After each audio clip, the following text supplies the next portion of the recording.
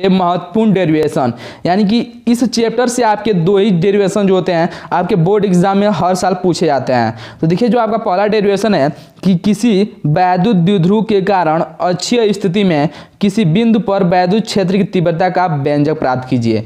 ठीक है, तो चलिए फ्रेंड्स यहाँ पे आज की इस वीडियो में आपको बताऊंगा कि अक्षीय स्थिति में वैद्युत क्षेत्र की तीव्रता का व्यंजक कैसे प्राप्त किया जाता है। तो यहाँ पे देखिए फ्रेंड्स इसका उत्तर में लिखेंगे कि वैद्युत द्विध्रुव के कारण वैद्युत क्षेत्र की तीव्रता, intensity of electric field due to an electric dipole.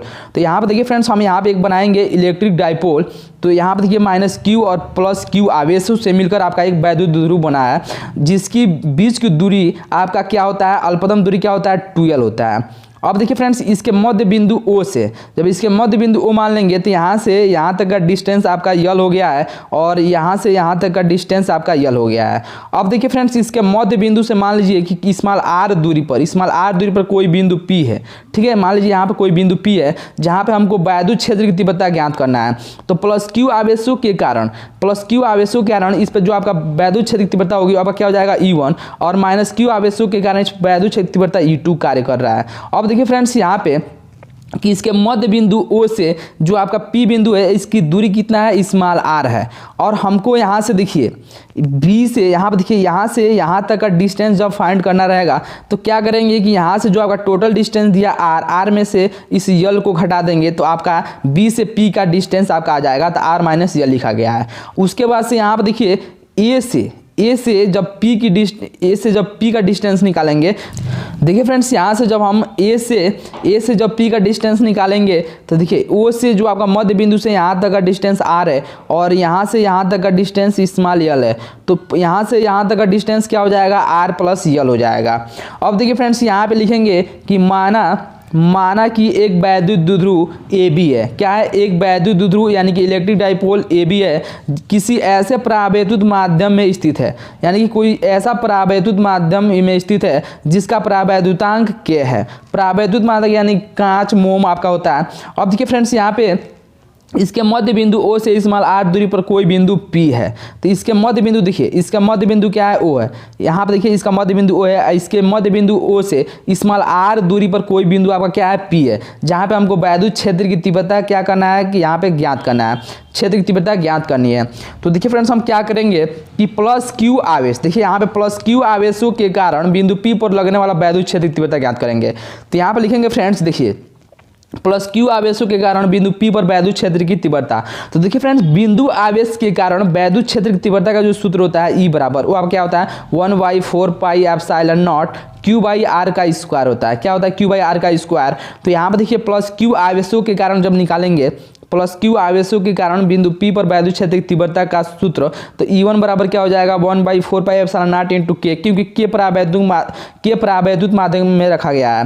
तो यहाँ से आपका हो जाएगा 1/4πε0 × K q/r - यल का होल स्क्वायर। देखिए फ्रेंड्स यहाँ से r - यल का होल स्क्वायर कैसे होगा, क्योंकि हम निकाल रहे हैं +q आवेशों के कारण। तो यहाँ पर देखिए फ्रेंड्स यहाँ से जो आपका डिस्टेंस है B से P का डिस्टेंस कितना है, r - यल है, यानी कि आपका दूरी है, तो आपका r का स्क्वायर का जवाब हम क्या लिख सकते हैं, r - यल का होल स्क्वायर हो जाएगा।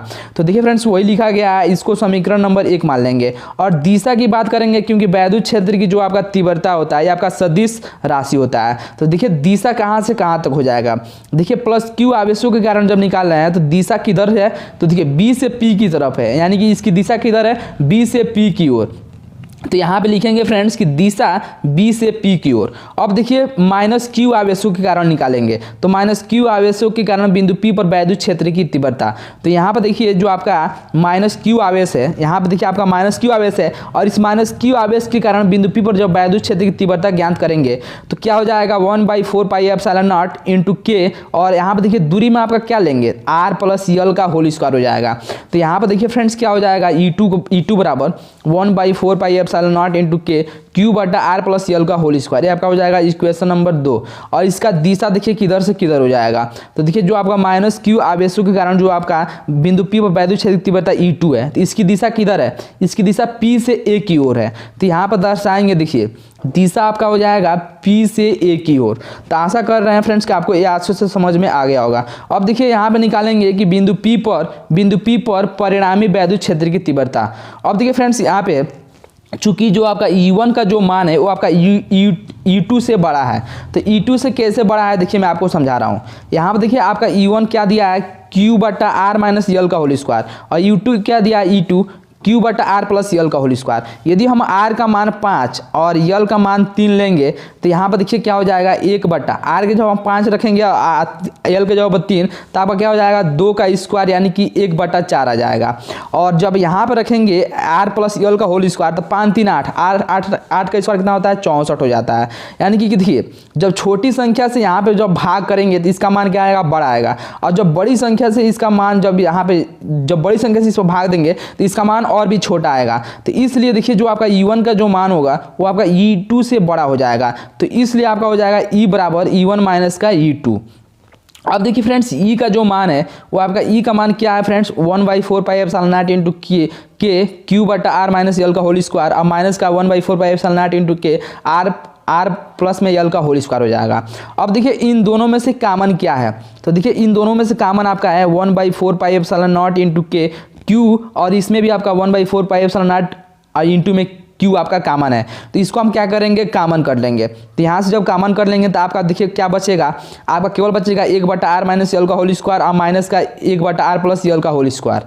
अब देखिए क्या करेंगे कि एलसीएम ले लेंगे। तो देखिए जब इसका एलसीएम लेंगे तो R माइनस यल का होल स्क्वायर हो जाएगा और यहाँ से R प्लस यल का होल स्क्वायर हो जाएगा। तो जब हम इसमें भाग करेंगे R माइनस यल का होल स्क्वायर से तो क्या बचेगा, देखिए केवल आपका बचेगा R प्लस यल का होल स्क्वायर। तो इस R प्लस यल का होल स्क्वायर से 1 में गुणा कर देंगे तो R प्लस यल का होल स्क्वायर हो जाएगा, और यहाँ से आपका माइनस का चिन्ह दिया तो माइनस हो जाएगा।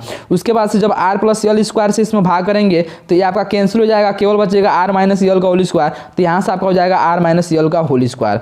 अब देखिए क्या करेंगे कि यहाँ पे वो Q बटा 4 पाई एप्सिलॉन नॉट इंटू के हो जाएगा, और A प्लस बी का होल स्क्वायर क्या होता है, देखिए A प्लस बी का होल स्क्वायर क्या होता है फ्रेंड्स, A स्क्वायर प्लस में बी स्क्वायर और प्लस में 2AB होता है, प्लस में 2AB होता है। तो यहाँ पर देखिए जब इस फार्मूले पर जब रखेंगे तो R प्लस यल का होल स्क्वायर दिया है तो क्या हो जाएगा, R स्क्वायर प्लस में यल स्क्वायर और प्लस में 2RL। अब माइनस का A माइनस बी का होल स्क्वायर क्या होता है, A square plus B square minus का 2AB, तो R square plus L square minus का 2RL हो जाएगा। अब देखिए क्या करेंगे, अपान में क्या हो जाएगा, R माइनस यल का होल स्क्वायर और प्लस में R प्लस यल का होल स्क्वायर। अब देखिए क्या हो जाएगा, R square plus L square और प्लस में 2RL हो जाएगा। अब माइनस का जब इस ब्रैकेट्स में जब माइनस से गुणा करेंगे तो माइनस R स्क्वायर हो जाएगा, और माइनस का यल स्क्वायर हो जाएगा, और माइनस माइनस प्लस का 2RL हो जाएगा। अब देखिए यहाँ से आपका माइनस R स्क्वायर से R स्क्वायर कैंसिल हो जाएगा, माइनस L स्क्वायर से L स्क्वायर, तो क्या बचेगा 2RL, और 2RL क्या हो जाएगा 4RL हो जाएगा। और अपान में देखिए फ्रेंड्स यहाँ से ये देखिए A माइनस बी और एक ब्रैकेट्स में A प्लस बी, इसका जो सूत्र होता है वो आपका क्या होता है, A स्क्वायर माइनस का B स्क्वायर होता है। तो देखिए इसको हम लिख सकते हैं फ्रेंड्स A स्क्वायर, यहाँ पर देखिए R square minus L square, और इस पूरे का क्या हो जाएगा, स्क्वायर हो जाएगा।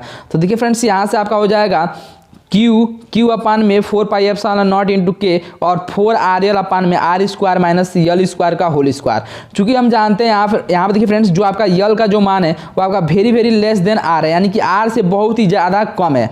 तो देखिए L स्क्वायर का जब मान ज्ञात करेंगे इसको क्या करेंगे, और भी इसका मान छोटा आएगा, यानी कि यल का मान यदि हम 0.1 लेंगे, जब इसका स्क्वायर करेंगे तो 0.01 हो जाएगा, यानी कि और भी इसका छोटा मान आ रहा है। इसलिए हम L स्क्वायर को क्या करते हैं, नगण्य मानने पर, यानी कि इसको छोड़ने पर। तो यहाँ पर देखिए जो आपका यहाँ से E का जो मान आ जाएगा वो आपका आ जाएगा Q बटा 4 पाई एप्सिलॉन नॉट इंटू के और 4RL अपान में यहाँ से आपका आ जाएगा R स्क्वायर, इसका हो जाएगा स्क्वायर। तो यहाँ से देखिए फ्रेंड्स क्या हो जाएगा, यहाँ से Q इंटू देखिए इस 4 को हम लिख सकते हैं 2 इंटू RL, और अपान में R का 4 हो जाएगा, क्योंकि R स्क्वायर का जब स्क्वायर करेंगे तो R की पावर 4 आ जाएगा। अब देखिए फ्रेंड्स यहाँ से हम क्या करेंगे कि एक R से एक R कैंसिल कर देंगे, और देखिए यहाँ से इसको हम लिख सकते हैं जो आपका 2 दिया है इसको हम Q के साथ लिख देंगे तो 2Q हो जाएगा, और इंटू में 1 2 बचा हुआ है तो यहाँ से 1 2 बाहर हो जाएगा, और इंटू में यल इंटू 2। अब देखिए फ्रेंड्स यहाँ से आपका हो जाएगा 2Q इंटू यल इंटू 2 अपान में 4 pi epsilon not into R का क्यूब। अब देखिए फ्रेंड्स हम जानते हैं कि जो आपका इलेक्ट्रिक डाइपोल होता है P बराबर वो आपका क्या होता है फ्रेंड्स, Q इंटू में 2L होता है, Q इंटू में 2L।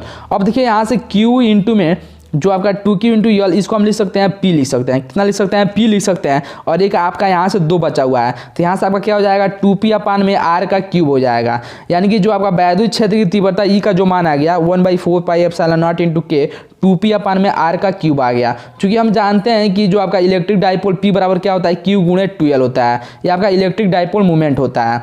अब देखिए फ्रेंड्स, यहाँ से वायु अथवा निर्वात के लिए जब निकालेंगे K का मान, तो देखिए जो वायु अथवा निर्वात के लिए K का मान हम कितना लेते हैं, 1 लेते हैं। तो यहाँ पर जब K का मान 1 रखेंगे तो यहाँ पर देखिए E का जो मान आ जाएगा 1/4πε0 इंटू में 2p/r का क्यूब हो जाएगा। या हम जानते हैं कि 1/4πε0 का मान होता है 9×10⁹ न्यूटन मीटर स्क्वायर प्रति कूलम स्क्वायर और इंटू में 2p/r का क्यूब। तो ये आपका वैद्युत क्षेत्र की तीव्रता E का जो आपका फार्मूला निकल के आया है अच्छे स्थिति के लिए, E बराबर यहाँ से 1/4πε0 इंटू में 2p/r का क्यूब। तो ये आपका हो जाता है वैद्युत क्षेत्र की तीव्रता।